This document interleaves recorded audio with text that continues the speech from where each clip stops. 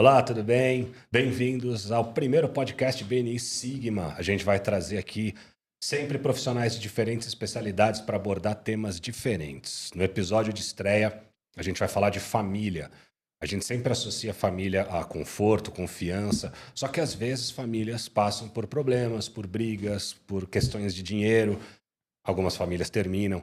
Os problemas sempre vão aparecer, mas a forma como a gente lida com eles faz toda a diferença. A gente trouxe aqui 3 profissionais para ajudar a gente a lidar com essas questões e mostrar como a gente pode fazer diferente. Então vamos falar aqui coisas muito curiosas sobre como lidar com questões familiares, de grana, de plano de saúde. Pessoal, para quem não sabe, BNI é o maior grupo de networking do mundo. A gente se ajuda a fazer negócios. Somos mais de 60 aqui no BNI Sigma, de especialidades diferentes. O Sigma é o grupo número 1 de São Paulo hoje.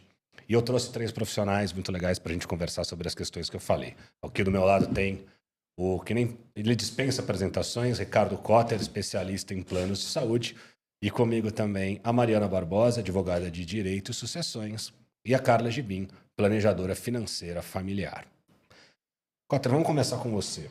Me conta um pouquinho o que você faz, rapidinho, para o pessoal saber um pouquinho mais do teu negócio. Fala, Rafa. Primeiro, obrigado aí pela oportunidade. Bom, eu sou sócio da Brand Saúde. A Brand é uma corretora de seguros aí focada nessa questão de buscar os melhores planos de saúde para as famílias, para os colaboradores das empresas como benefício.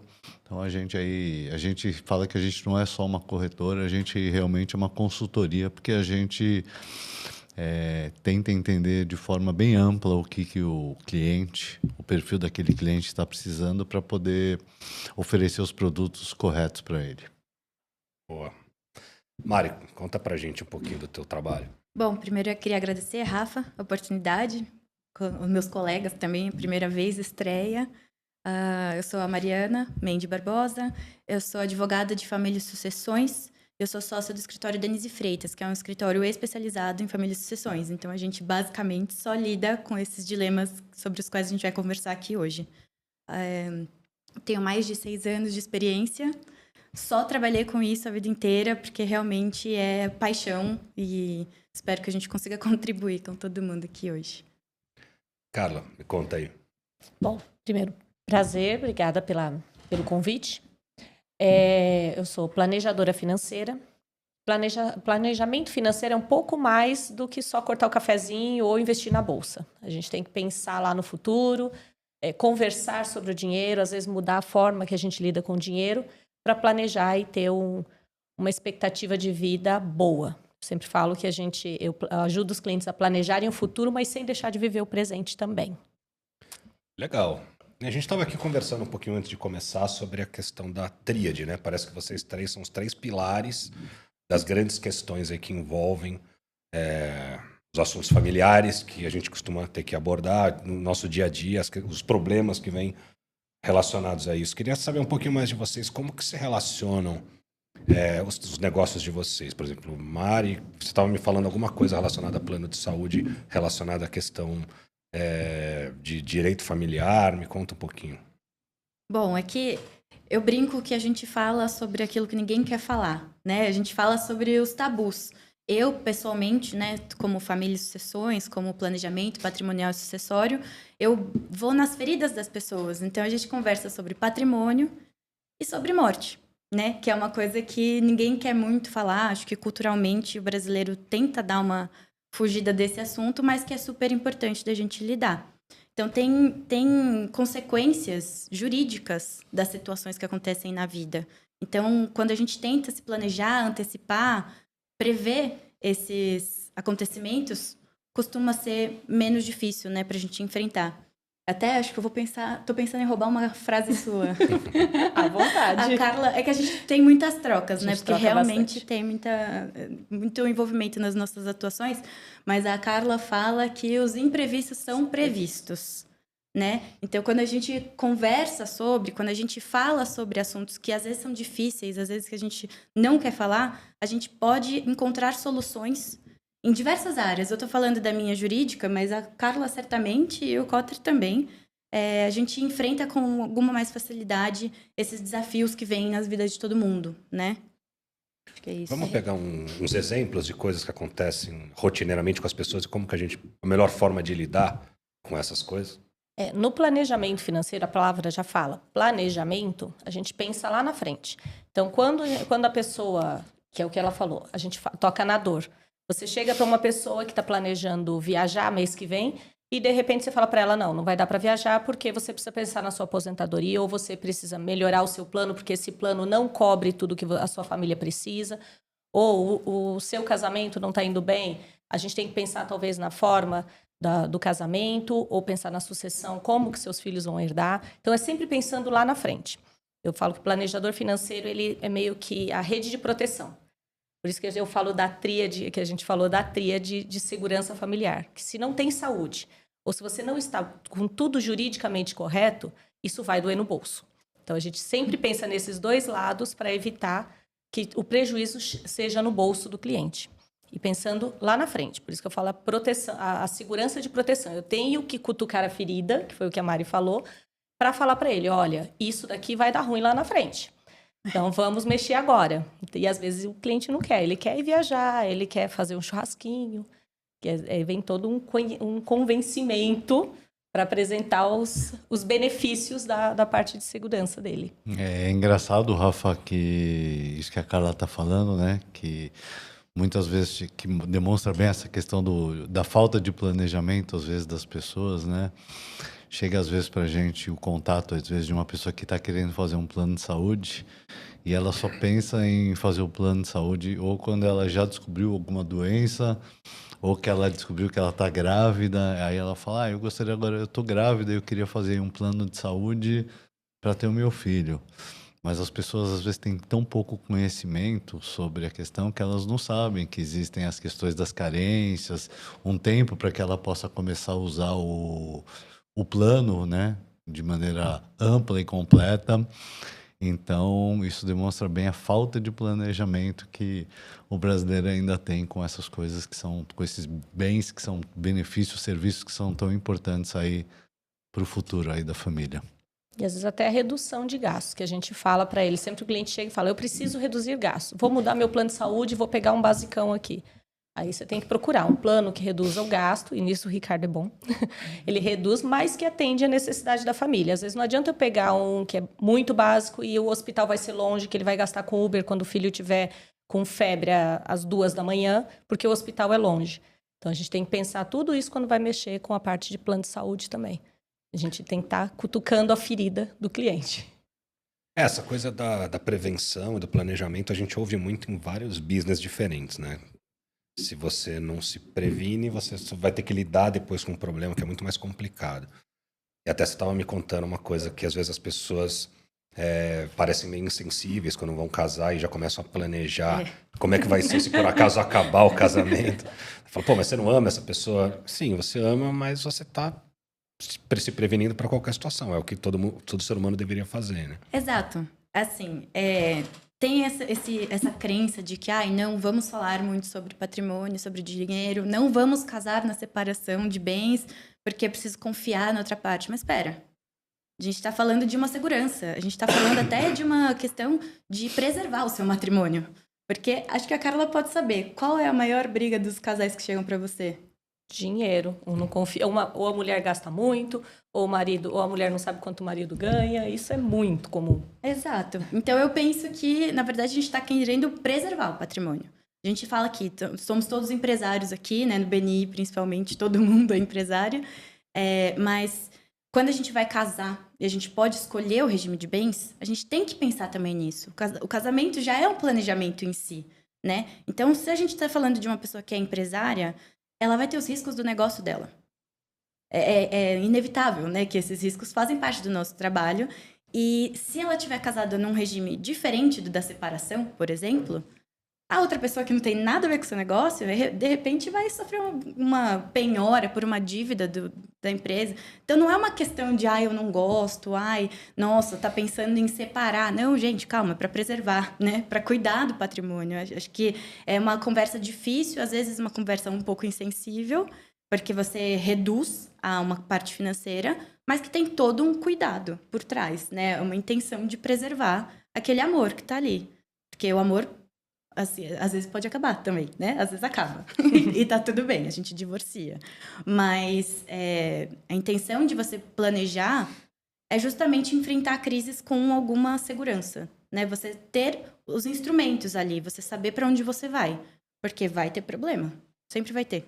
Todo mundo vai, né? Quem dera não tivéssemos. E tem os empresários, né? Que é aquela pessoa, eu era um CLT, abri um CNPJ e comecei a abrir uma empresa e tá dando certo.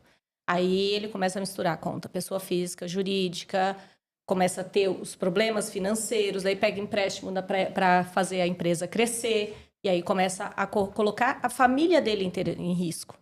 E aí vem a conversa de vamos ver qual é o regime que você está casado, vamos ver se a gente modifica isso, porque isso pode ser feito, a Mari sabe, mas pode ser feito durante o casamento. Eu posso ter casado num regime e mudar para outro, para a segurança da minha família. Afinal, eu estou arriscando num negócio. Eu não preciso arriscar a minha família também. Então, isso também faz parte do planejamento, até para você fazer a preservação dos bens da sua família, né? Exatamente. Cara, eu tenho uma dúvida. Um tempo atrás, eu tentei fazer um desses planejamentos aí com uma pessoa. Para usar melhor o dinheiro e tal. Só que o que ele dizia era assim, você tem que gastar menos do que o que você ganha. Era uma coisa bem básica. Você tem que gastar menos do que você ganha, então você tem que jogar tudo que você ganha numa planilha e tudo que você gasta e tem que dar positivo no fim do mês. Então, assim, é super lógico. Só que na hora do dia a dia, você não conseguia funciona. fazer. Porque você fala, puta, mas quanto tempo que a gente não atualiza a planilha? É verdade, vamos lá. E o que era isso aqui mesmo? Você não consegue, vai lá nos extratos. Lá, putz, Então, assim, acaba dando uma preguiça, você está numa correria do dia a dia que você acaba não se dedicando a isso e não funcionou. Como que você trabalha com essas pessoas que não têm naturalmente essa organização de dinheiro? Então, isso é muito comum. Aqui no Brasil, as pessoas não são acostumadas a planejarem e fazerem a sua organização financeira. Eu vou falando que parecem crianças mimadas, elas vão sob demanda. Eu preciso, vou lá e compro. Né? Isso é muito comum. Aqui no Brasil, só 2% da população tem planejador financeiro. Nos Estados Unidos, isso é mais de 70%. Então, um adolescente que começa a trabalhar, contrata um planejador financeiro para começar a organizar. Depois ele vai casar, vem fazer o planejamento do casamento, inclusive qual a forma, se vai ter o plano familiar. A gente começa a envolver tudo isso quando pega jovem, mas isso aqui no Brasil não tem esse hábito. A gente, para facilitar a planilha, hoje a gente já usa sistema. Então, tem um sistema que conecta com Open Finance, nos bancos, com LGPD, totalmente seguro, e traz as informações e centraliza tudo. Então, aí já facilita. Mas depende do cliente também. Ele precisa entrar lá, categorizar e a gente entender como ele gasta. Essa história de fechar no positivo é muito lindo na prática, na teoria, mas na prática o buraco é um pouquinho mais embaixo, é um pouco mais difícil. Então, existem formas que a gente vai modificando. A gente vai entendendo como é a vida do cliente. E eu sempre falo para os meus clientes, olha, não existe certo e errado no planejamento. Existe aquilo que é melhor qualificado para a sua família. Então, por exemplo, se eu querer reduzir gasto, eu vou cortar o Pilates e a academia porque eu não gosto de fazer exercício. Se eu falar isso para o Cotter, ele já vai achar ruim.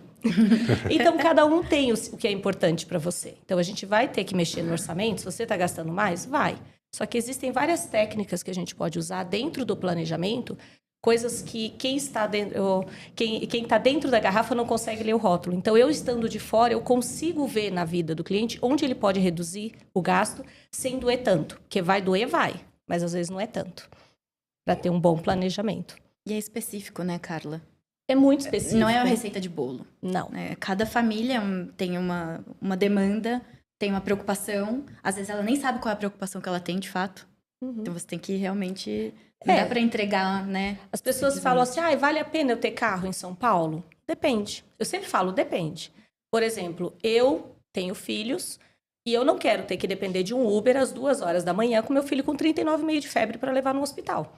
Então, eu tenho carro. Mas esse carro, ele me gera um custo que eu assumi isso. Falei, eu vou manter esse custo e eu estou ciente dele e ele cabe no meu orçamento.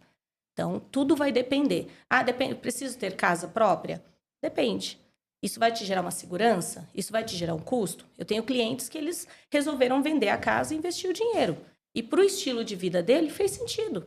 Porque ele viajava muito a negócios, ele não tinha um paradeiro, a casa era um custo. Então, muito no planejamento financeiro, tudo depende. Depende do seu estilo de vida. Aquele planejador que fala assim, não, preenche a planilha, que isso era muito comum, graças a Deus está mudando. Preenche a planilha, olha quanto você gasta, olha quanto você recebe, tem que fechar no positivo. Isso já, para mim, já não é mais um planejamento. Planejamento, realmente, você precisa entender o estilo de vida daquele cliente. Eu peço muito iFood. Para você isso é necessário? Não sei. É errado? Qual outra alternativa? Para mim também. Então, tem pessoas que não vale a pena, entendeu? Você, eu vou fazer comida, ela vai jogar comida fora, porque ela vai fazer comida a mais, vai jogar fora, o custo é diferente. Então, tudo precisa ser analisado. O que é importante? Tanto que na primeira reunião com o cliente eu falo, o que é importante para você que você não abre mão. Então, alguns são a educação do meu filho, outros são viajar, outros são o barzinho com meus amigos, outro é receber gente em casa, mas cada um tem a sua prioridade. E a gente adequa o planejamento para manter aquela qualidade de vida. Por isso que a gente planeja o futuro sem deixar de viver o presente. Você sabe que eu parei de fazer compras para casa exatamente porque eu desperdiçava muito alimento e eu optei por fazer minhas refeições fora, porque de alguma forma eu entendi que eu estava economizando, que eu não estava jogando nada fora. Tudo depende do estilo de vida. Tem alguns que contratam a personal cooking, que vai uma vez por mês lá e faz a comida e faz as marmitas. Outros compram as marmitas prontas, outros pedem iFood. Isso aí. Cada estilo de vida vai ter uma qualidade onde a gente consegue reduzir um pouco o custo, mas mantendo a qualidade de vida. Porque se eu restringir muito, o cliente em 2 meses ele vai começar a se permitir. Só esse mês eu me permito gastar com isso, eu me permito. E aí ele começa a furar. É igual dieta. O dia do lixo não pode existir nas finanças. E na hora de fazer um plano de saúde familiar também tudo depende? Ou tem coisas que... Tem grandes erros que você vê as pessoas cometendo aí que poderiam estar pagando menos? O que a gente mais escuta quando a gente fala em plano de saúde para as famílias, né? Primeiro é a reclamação, porque o plano de saúde, bem ou mal, é um custo alto para a família, né? Acho que a Carla pode, se eu não estiver enganado, ele é o 2º ou 3º custo de qualquer família, né? E as pessoas sempre, as famílias, os clientes sempre falam muito para a gente assim, putz, eu gasto essa fortuna de plano de saúde, mas eu não fico doente. Eu não uso, exatamente, eu não uso, né? O que eles falam sempre. Só que é engraçado que quando acontece um evento importante e aí ele precisa usar, aí ele liga e fala assim, nossa, lembra, eu falava para você, nossa, eu não precisava, eu não uso, e agora eu precisei usar uma vez porque teve uma situação, ou com um filho, ou com a própria pessoa, e ele fala, putz, o que eu usei agora pagou por todo esse tempo que eu fiquei reclamando, né? E é engraçado também porque as pessoas aqui no Brasil, elas têm uma cultura em relação ao plano de saúde que é muito engraçada, né? O plano de saúde, ele não foi feito para a questão da terapia, para a questão da consulta, né? E as pessoas que procuram o plano de saúde, quando a gente faz um orçamento e apresenta algumas opções para o cliente, a primeira pergunta sempre é, e qual que é o valor do reembolso da consulta do médico? Porque ele nem pensou em usar o médico que o próprio plano já vai oferecer para ele nem foi atrás para saber se pode ser um médico bom, íntegro. Ele quer usar o médico particular dele e ele quer saber se ele vai ser reembolsado para poder... E a mesma coisa nas terapias, né? Quando, na verdade, a maneira como a gente precisa enxergar o plano de saúde é para um evento grave, né? Para quando a gente descobre realmente uma questão de saúde importante, que é um custo caro, né? Um custo alto para a gente. E é para isso que o plano de saúde ele tem que ser entendido como importante, porque vamos combinar, se a gente for pensar no plano de saúde só para consulta médica e terapia, a gente não precisa ter. A gente vai gastar menos por mês pagando a consulta do médico e pagando a terapia, seja ela semanal, quinzenal. Se você fizer a conta no final do mês, você vai pagar menos do que você pagou um plano de saúde. Então, as pessoas precisam começar a entender o plano de saúde como algo realmente vital e importante dentro do planejamento, seja na hora de casar, seja na hora de encontrar onde tem que ser equilibradas as contas e não pensar em cortar o plano de saúde como algo supérfluo, porque ele não é. Porque se você cortar hoje, descobrir uma doença amanhã e aí precisar fazer novamente, aí não adianta você fazer, porque nenhum plano de saúde aceita gente doente, né? Aí a gente começa com aquela história de vamos judicializar e fica tudo mais difícil, né? Sim. Eu tenho clientes que chegaram para mim para fazer o planejamento e falaram: olha, eu quero fazer o planejamento porque eu vou tirar o plano de saúde, eu vou começar a guardar o dinheiro do plano de saúde todos os meses para o dia que eu precisar. Aí eu sentei e fiz uma continha com ele de uma doença que ele precisasse de uma UTI e tal. Eu falei: olha, quanto tempo você vai levar para guardar esse valor?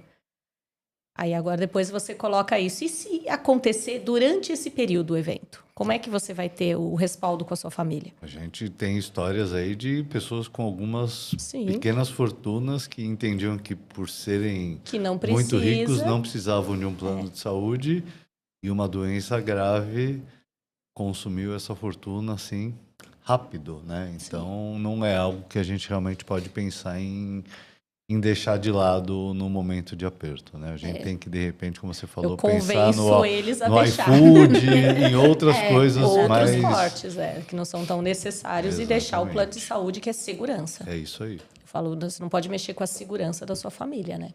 E plano de saúde dá briga, né? Ou Dá briga. Que às vezes a pessoa tá como dependente do marido, da esposa, e aí divorcia. Quem vai ficar com plano de saúde? Posso continuar dependente, né? Às vezes é um pai de família que tem todo mundo como codependente, né? E aí ele falece, vem a faltar. E aí? A gente também planeja isso, né, Cotter? Também tem que pensar nessas coisas, porque, enfim... A questão do divórcio realmente é algo complicado que a gente Muito precisa complicado. entender, né? A gente é sempre torce para que não seja um divórcio com briga, que seja um divórcio amigável, porque aí a gente consegue planejar Exato. como fazer essa reorganização do plano de saúde, né? Quando é uma briga realmente fica algo bem complicado, porque alguém com certeza vai sair prejudicado da história, né? E realmente a morte é uma questão importante, principalmente porque o plano de saúde familiar normalmente ele tem um titular, né? E ele tem todos os outros dependentes, né? E se o titular vier a falecer, se não houver um cuidado, normalmente quando você informa o plano de saúde do falecimento do titular, o plano é cancelado, né? E existe aí uma questão, uma proteção que chama remissão, né? Que muita gente nem conhece. E quem conhece, às vezes, não quer pagar, Não porque quer pagar. já acha Não caro quer pagar pagar, o plano de saúde, mas eu vou ter que pagar mais isso. Mas a remissão, às vezes, ela é muito vantajosa por conta disso, né? Porque se vier a falecer o titular do plano, os dependentes acabam ficando protegidos aí cerca de 2 anos, normalmente, pelo plano e sem precisar efetuar o pagamento, né? Durante 2 anos, eles têm a continuidade do serviço sem que eles precisem continuar desembolsando os valores, que é um tempo que você acaba tendo para se reorganizar também com a falta da pessoa que talvez era a provedora da casa aí, grande parte das contas, né? eu tive um cliente que ele chegou para mim numa situação bem complicada por causa disso. O marido faleceu e a esposa com os filhos, perderam o plano de saúde e o filho tinha vários tratamentos que ela estava pagando do bolso dela por causa da carência para fazer um novo plano. E isso prejudicou totalmente, até porque ela não estava orientada de como fazer o planejamento financeiro dela e tudo. Então, ela estava super endividada por causa do problema de saúde do filho, até cumprir as carências, até entrar com todo o processo para poder ela se reorganizar. Ela se endividou bastante, porque ela não tinha a remissão. Não são todas as operadoras, né, nem seguradoras que oferecem esse produto, mas algumas oferecem e ele é super importante, né, porque realmente protege bastante aí os clientes. Você estava falando de briga, vamos falar mais um pouquinho. Gosto do fogo no parquinho. O que é mais comum você ver no teu dia a dia de desentendimento familiar e o que é mais incomum, assim, coisas que você viu que você falou, nossa, isso foi muito fora da curva. Lógico que você não vai falar o nome de ninguém, mas... Não, eu nunca posso falar o nome de ninguém, mas assim, dinheiro é o que mais dá briga. A gente pensa que é traição, é adultério, né? Chifrou. Não, não é. Muita gente sustenta o chifre. Muita gente... Porque é verdade. E sustenta o chifre por causa do dinheiro. Por causa do dinheiro, exatamente. Finge demência e fica exatamente. lá. Não, dinheiro é o que mais dá briga. E assim, o que dá mais briga, além do dinheiro, é você não ter documentado o que você quer.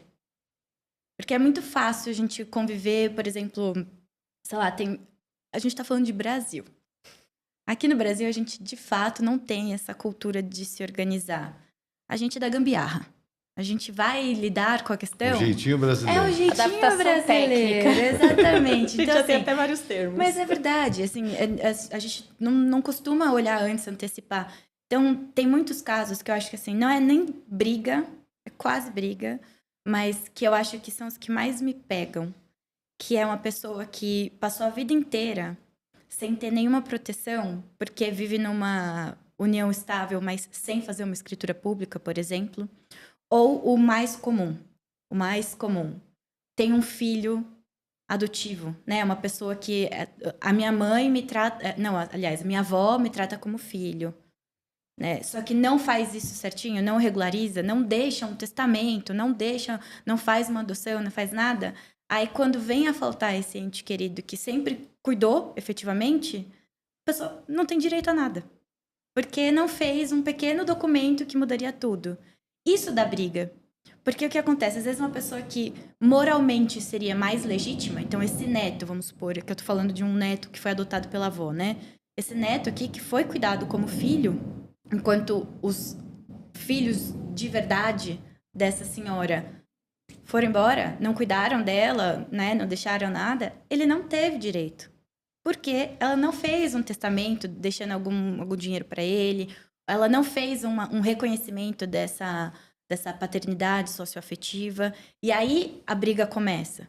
Porque os filhos que não quiseram saber dessa mãe vêm e falam, não, mas ele não é nada, ele só é neto. E neto vai chegar depois que passar pelo filho, né?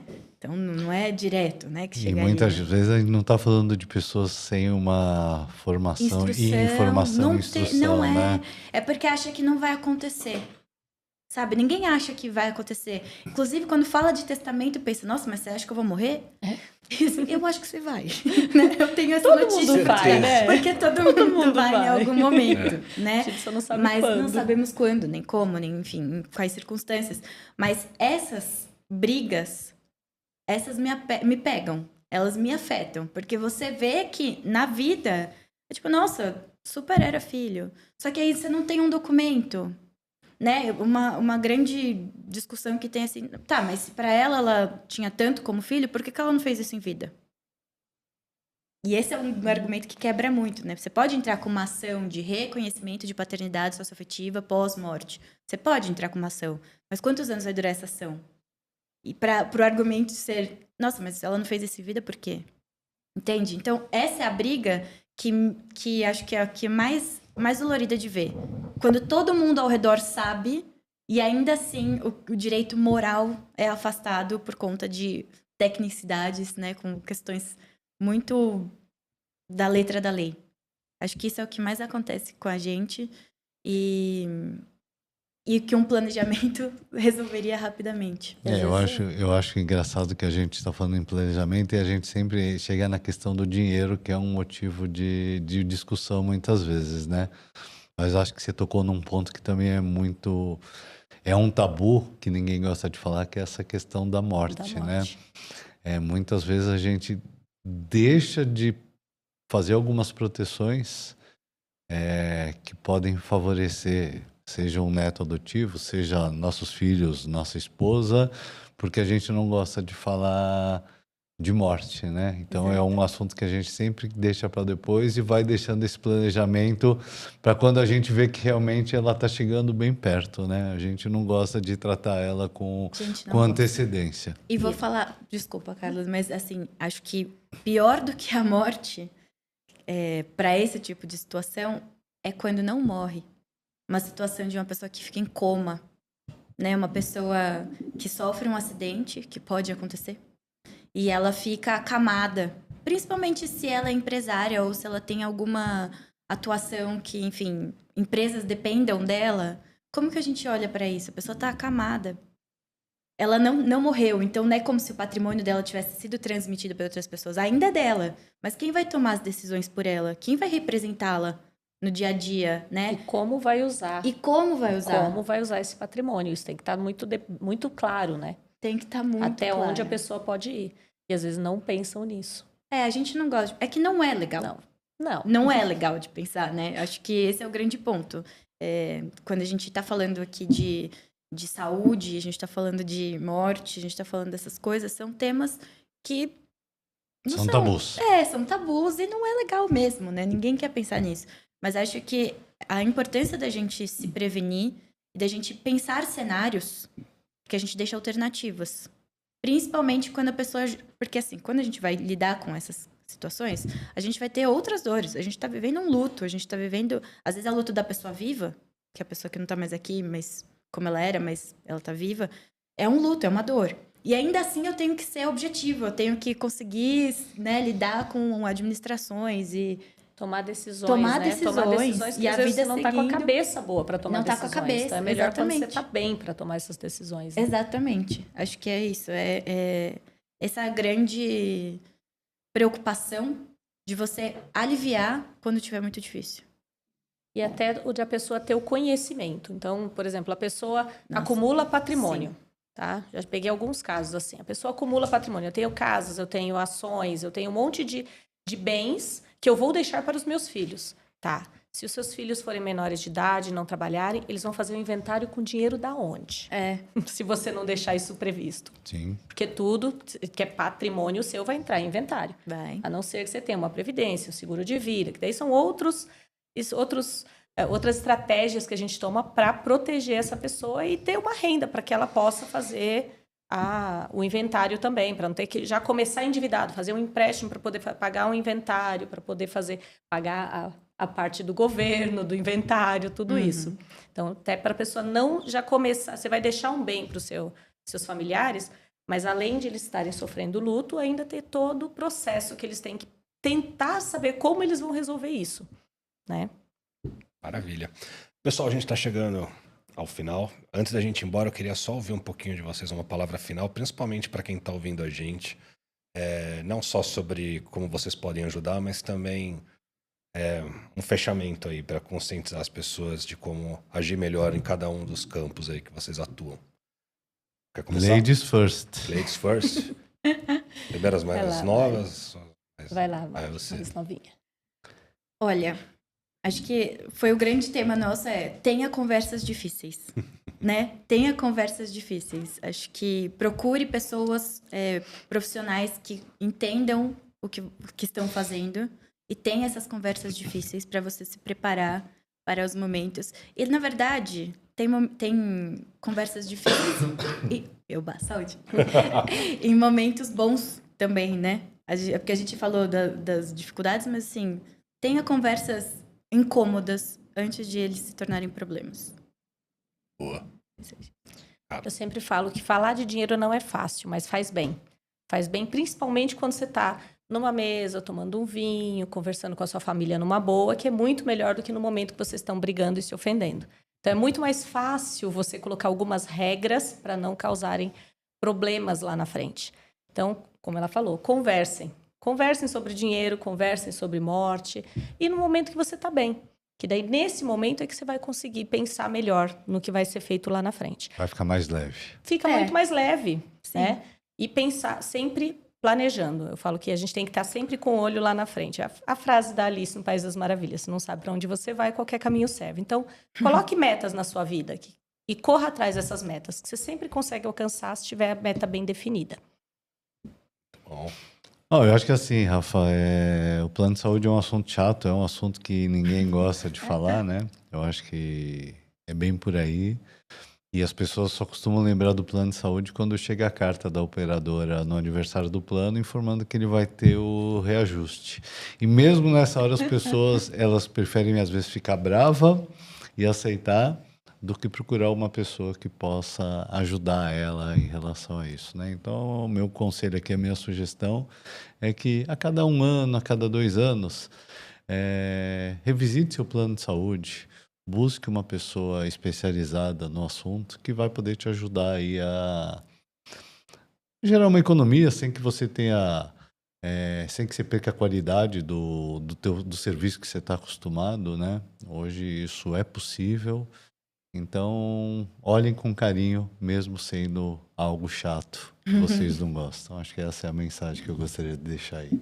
Tô no caminho certo, porque uma das regras do meu planejamento é essa. Todo ano a gente recalcula, Tem que revisitar. revisita o plano de isso saúde, aí. todo começo de ano. É isso aí, pessoal. Primeiro podcast BN Sigma fica por aqui. Espero que vocês tenham curtido.